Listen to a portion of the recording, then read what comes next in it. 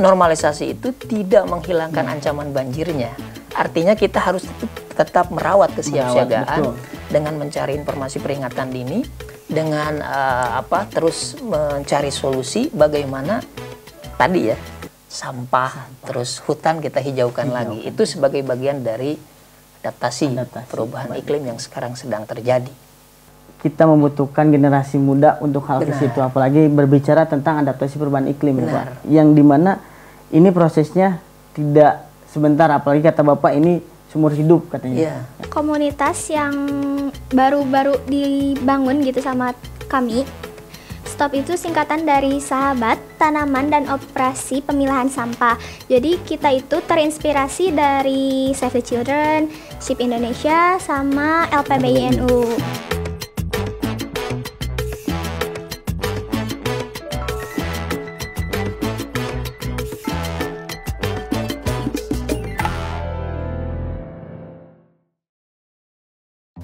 Halo rekan-rekan, kembali lagi di podcast Youth Green Talk, tempat kita akan ngobrol tentang perubahan iklim dan lingkungan. Podcast ini dipersembahkan oleh LPBINU Jawa Barat yang didukung oleh Save the Children Indonesia dan Yayasan SHIP. Dan hari ini kita punya topik yang tak kalah menarik dari episode sebelumnya. Kali ini kita ingin membahas soal cerita inspirasi dari warga atau anak muda mengenai aksi adaptasi perubahan iklim oleh organisasi atau komunitas muda. Hari ini di studio ini kita kedatangan tamu yang tak kalah hebat dari yang sebelumnya, yaitu ada Bapak Riki Wasikito. Terima kasih Pak sudah hadir di podcast kami. Beliau adalah pemantau cuaca untuk kesiapsiagaan dari peringatan dini banjir Jagabalai. Betul ya Pak ya? Lalu beliau juga salah satu pendiri atau penasihat Garda Caah Sukarelawan dan pendiri Yayasan Jagabalai. Lalu beliau juga aktif nih di Dewan Pakar Forum Pengurangan Risiko Bencana Kabupaten Bandung. Dari tiga itu Bapak cukup aktif juga ya Pak ya? Ya. Dan tidak kalah menarik juga kita kedatangan anak muda yang begitu banyak inspirasinya mengenai tentang adaptasi perubahan iklim, yaitu ada Gania Abira Janitra. Terima kasih sudah hadir di sini. Beliau adalah siswi SMPN 3 Rancaikek. Beliau juga aktif di sekolahnya yaitu sebagai ketua STOP, Sahabat Tanaman, dan Operasi Pemilahan Sampah. Lalu beliau aktif juga di OSIS. Lalu beliau aktif juga sebagai penggerak siswa. Betul ya? Nanti kita akan bahas ketua STOP itu apa. Tapi sebelum ke Gania, mungkin saya akan ke Bapak dulu ya Pak. Siap.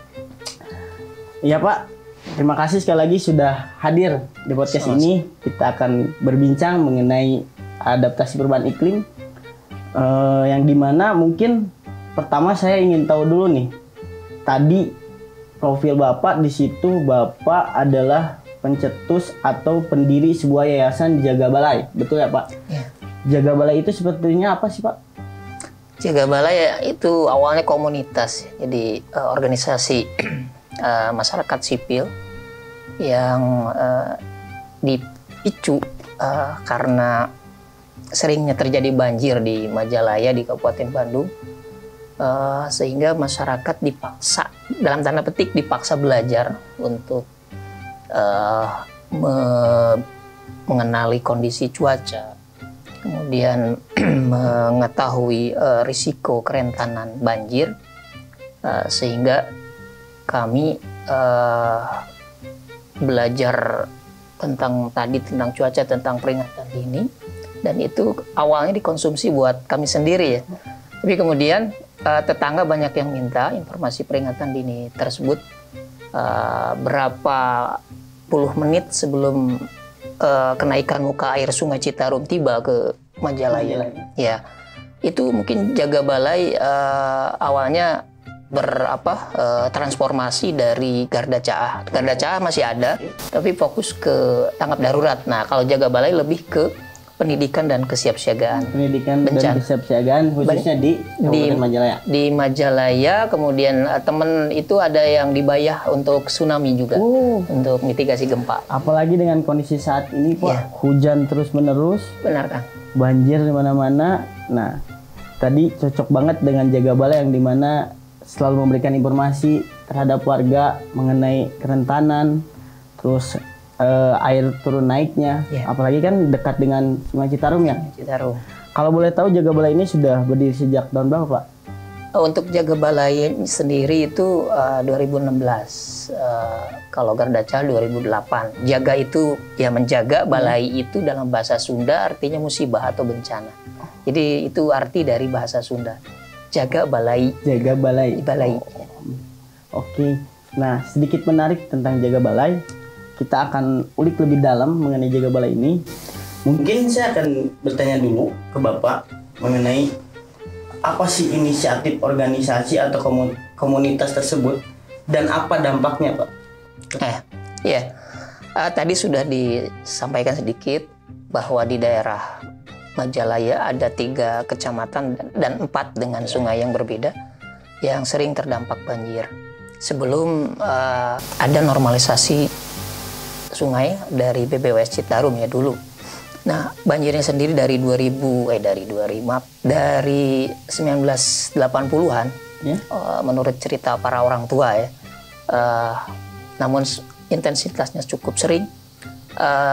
Apa sih yang bisa kami lakukan? Dulu memang turunnya direspon saja. Jadi ketika banjir kita melakukan evakuasi ke warga ya di jalan raya atau di gang, di pemukiman.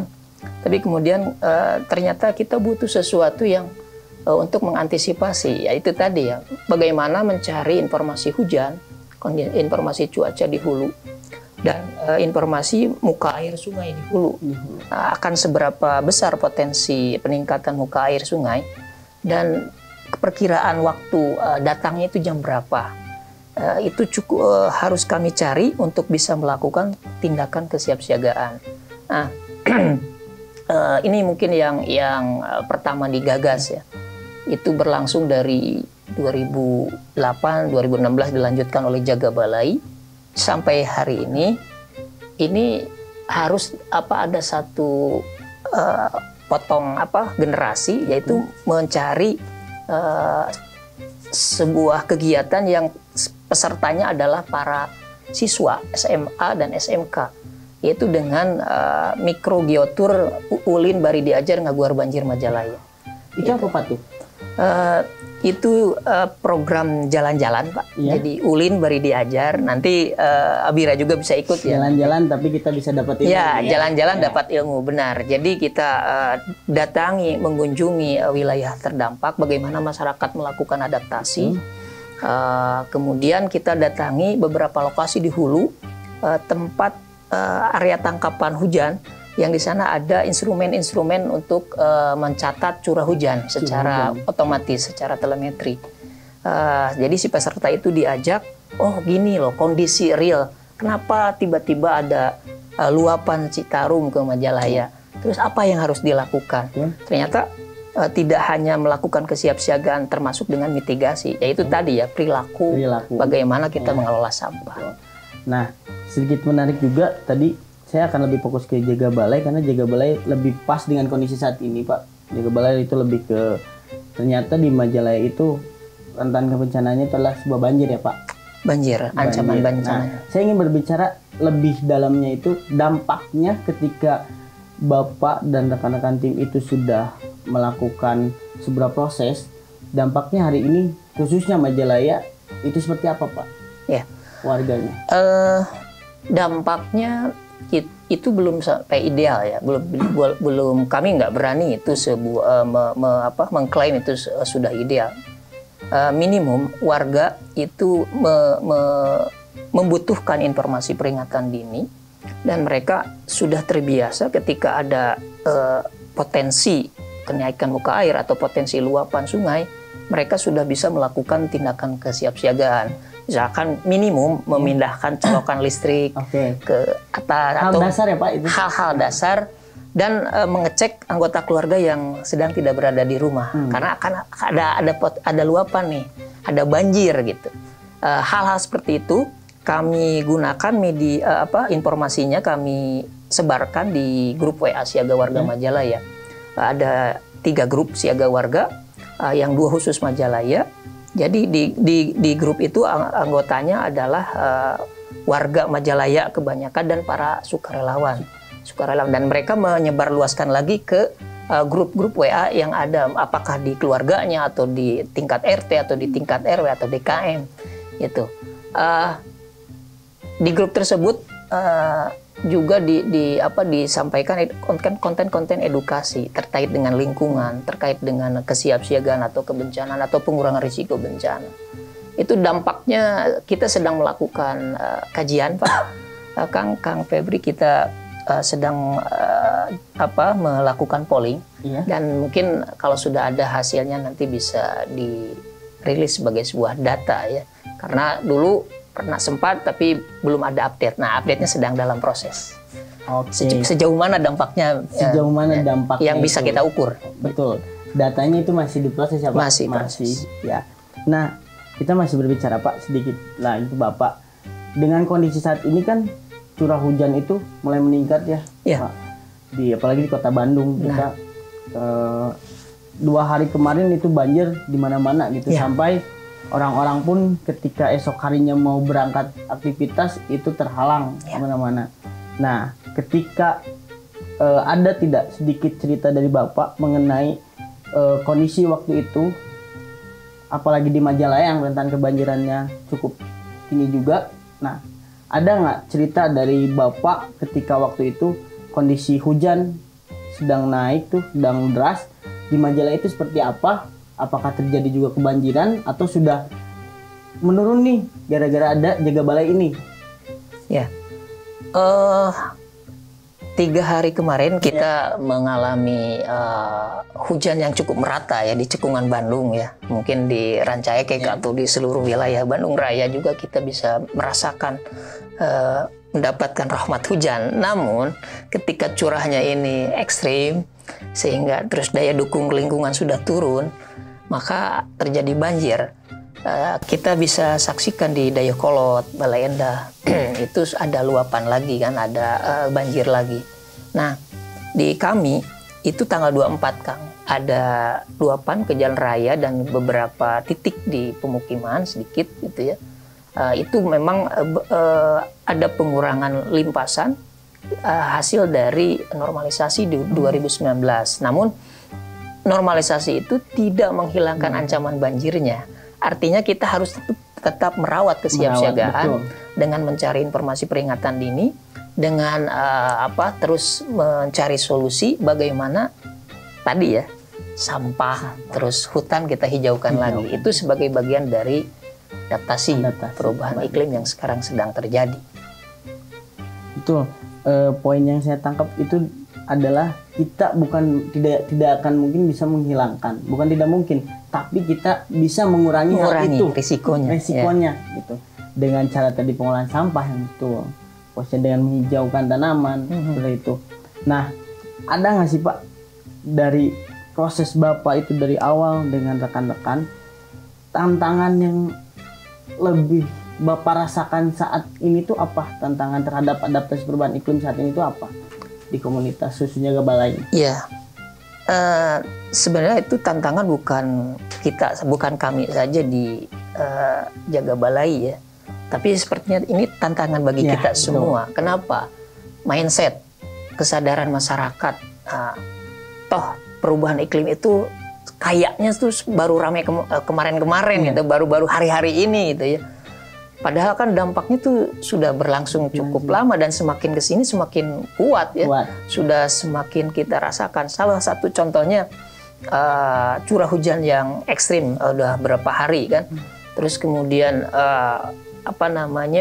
suhu ketika musim kemarau. Kita di 2023-2024 kemarin, 2 tahun kemarin kita merasakan ketika saat kemarau suhu yang sangat cukup panas ya, ada peningkatan berapa 1 sampai 1,5 derajat Celcius. Yang ini kalau kita mau gitu ya menyadari, cuma masalahnya tadi ya, kenapa masyarakat seolah-olah menganggap ini biasa atau menganggap sesuatu yang tidak penting. Tantangannya tadi karena memang kesadarannya belum begitu merata, belum begitu menyeluruh, dan diharapkan nih generasi muda ya, Pak. Betul. Abira dan kawan-kawan dan abira-abira yang lain ya di sekolah-sekolah yang lain. Ini terus kita dorong, kita berkolaborasi dengan generasi muda, dengan kaum muda, supaya kita melakukan satu tindakan yang memang solutif untuk beradaptasi terhadap perubahan iklim gitu. Jangan sampai kita berhenti, jangan sampai kita lelah. Ya. Karena prosesnya itu agak panjang, tidak akan sebentar juga. Sepanjang hayat. Kalau saya betul. Ini sepanjang hayat kan. Tidak akan berhenti untuk hal itu. Pastinya. Apalagi tadi saya sedikit juga mendengar bahwa ada program tentang mikrogeotur ya. Mikrogeotur. Nah, nanti itu akan ada kolaborasi juga mungkin dengan Abira, posnya, yang dimana mikrogeotur ini sasarannya itu adalah anak-anak SMP, sementara SMA dan SMK. Oh, SMA sama SMK. Tapi akan ada nanti, Pak. Insya Allah, sedang kita godok. Mudah-mudahan nanti Abira bisa kerjasama nih ya. Oke, baik Pak. Kita akan sedikit menggeser ke Abira, Pak, saat ini. Abira, gimana kabarnya? Baik? Alhamdulillah baik, Kak. Alhamdulillah. Gimana tadi ke sini macet atau tidak? Enggak, soalnya cuma paling kehalang ini, penuh di kereta doang. Penuh di kereta doang. Oh, naik kereta tadi? Iya. Oke, Abira, saya ingin menanyakan nih. Profil Abira di SMP 3 Rancaikek ini cukup menarik. Bisa mengingatkan saya begitu aktif di SMP. Nah, tadi Abira itu menjadi sebuah ketua STOP nih. Iya. Nah, apa itu STOP, Abira? STOPS ini sebenarnya komunitas yang baru-baru dibangun gitu sama kami. STOP itu singkatan dari Sahabat, Tanaman, dan Operasi Pemilahan Sampah. Jadi kita itu terinspirasi dari Save the Children, SHIP Indonesia, sama LPBINU. Nah, itu STOPS tuh sebenarnya fungsinya bukan fungsi apa ya, kayak banyak lah itu kegiatannya. Tapi yang diutamakan di sini adalah pemilahan sampah dan penanaman penghijauan di sekolah gitu. Penanaman khususnya pengolahan sampah. Iya. Seperti sampah organik, anorganik, itu sudah berjalan sampai mana? Kalau ini tuh sampahnya sebenarnya jadi setiap seminggu sekali kita tuh ngebagiin 30 trash bag, 33 trash bag, sorry Kak, 33 trash bag itu kami bagiin setiap kelas 1. Nah, nanti kita himbau buat anak-anak per kelasnya itu. Jadi trash bag ini khusus ya untuk botol aqua, sampah botol aqua kayak gitu, sama cup bekas minuman kayak gitu Kak. Nah, dan gak boleh dicampur sama sampah lain ya, walaupun nanti emang masih ada yang nyampur. Gitu, tapi itu nggak apa-apa, masih kita maklumin. Iya, proses namanya proses. Terus nanti setiap hari Jumat, di hari Jumat kita pilah, kita ambil sampahnya. Terus nanti kita pilah antara botol aqua sama cup itu, kita bedain Kak, bedain. Terus nanti kita jual. Kita jual. Nah, untuk hasilnya kita seminggu itu bisa dapat 39.000, kadang pokoknya sekitar segitu. Nah, terus untuk hasil itu kita nanti pakai lagi buat misalnya kita beli atribut kayak sarung tangan plastik, kayak sabun cuci tangan. Nah, itu hasilnya kita pakai kayak gitu lagi. Oke, cukup menarik juga ya. Ternyata dari hasil sampah itu bisa menjadi sebuah manfaat positif bagi diri kita, khususnya tadi apalagi ada tabungan tuh, hal yang kayak gitu. Mungkin kedepannya bisa dijadikan ekobrik tuh, pastinya untuk sampah-sampah seperti botol dan lain. Terus kegiatan selain itu, saya tahu kalau perasaan untuk STOP ini ada duta-dutanya nih. Nah, iya, betul nggak? Iya, betul. Nah, coba jelasin tuh apa tuh? Jadi STOP itu ada terbagi 2 kelompok Kak, sebenarnya 2 kelompok, antara kelompok pemilahan sampah dan penanaman. Nah, di kelompok pemilahan sampah ini ada duta kebersihan, duta pemilahan sampah, kalau nggak salah, terus apa lagi ya? Duta lingkungan? Iya, duta lingkungan. Setahu aku itu 3. Terus sama yang kalau di penanaman itu ada duta penghijauan, duta kebersihan, dan duta kayaknya di penanaman cuma 2 deh, cuma 2. Nah, duta-duta itu tuh nanti punya tugasnya masing-masing Kak. Jadi misalnya di yang kelompok pemilahan sampah itu mereka ada tugasnya masing-masing buat kayak milah sampah, buat ngambil-ngambilin sampahnya itu ada tugas-tugasnya masing-masing. Oke, cukup menarik juga nih ya untuk stop ini. Nah, menurut Abira, apa sih yang menjadi sebuah tantangan atau kesusahan nih ketika Abira menjalankan sebuah program ini, khususnya di lingkungan yang Abira tepati? Kalau tantangannya menurut aku kan di hari pertama itu kita tuh nggak ada kayak sama sekali peralatan nih Kak. Jadi mungkin kita juga masih ngerasa jijik. Terus kita juga belum terbiasa gitu sama sampah. Apalagi kayak ngeliat sampah. Iya ngeliat sampah, aduh banyak banget gitu dari 33 kelas dikumpulin. Belum yang kita ambil-ambilin di selokan-selokan sampah gitu. Terus kita ngeliatnya aduh jijik gimana ya. Udah nggak apa-apa, yang penting kita bisa gitu. Terus ya udah kita kerja gitu. Yang jadi tantangan yang pertama itu jijik karena kita juga kekurangan atribut buat bersih-bersihnya. Tapi ketika program ini berjalan, kesadaran dari siswa-siswi yang lainnya gimana nih? Ya kalau untuk menurut aku sih ada sebagian yang udah sadar terhadap lingkungan, ada sebagian juga yang mungkin sulit ya karena setiap orang beda-beda gitu Kak. Nah, sedikit kita menyinggung lagi ke Bapak. Tadi ada sedikit poin yang bagus menurut saya di Abira ya Pak. Contohnya tadi dia membagikan 30 trash bag katanya. Nah sebetulnya itu bisa juga kita kelola di sebuah masyarakat, lingkungan masyarakat, si trash bag itu, dan agar masyarakat itu tahu juga ya Pak, mana sih sampah yang organik dan organik. Kadang kan kebanyakan kita masih nyampur, yang penting itu ada tong sampah masuk saja. Ya, tadi saya sudah sampaikan ketika sosok Abira ini harus duplikasi, betul, harus pengganaan ya dengan mindset Abira plus dengan tindakannya. Karena kalau hanya sekedar sosialisasi, hanya omong-omong saja itu kan tidak efektif. Betul. Justru tadi ya 30 trash bag dibagikan ke setiap kelas, terus memunguti sampah walaupun awalnya jijik, tapi karena itu adalah lahir dari kesadaran ya. Yang saya pikir anak-anak muda sekarang jarang ya. Jarang, betul Pak. Yang mau setidaknya memungut sampah saja. Benar. Jarang itu Pak. Ya, makanya Abira ini harus difotokopi, harus diduplikasi ya, harus diperbanyak mindsetnya, maksudnya pemikiran-pemikiran ini seperti Abira ini harus diperbanyak di masyarakat, di kami. Tadi ya masuknya ke tantangan karena memang kesadaran sudah difasilitasi dengan 2 tempat sampah gitu ya. Betul. Mana untuk organik sampah dapur organik ya.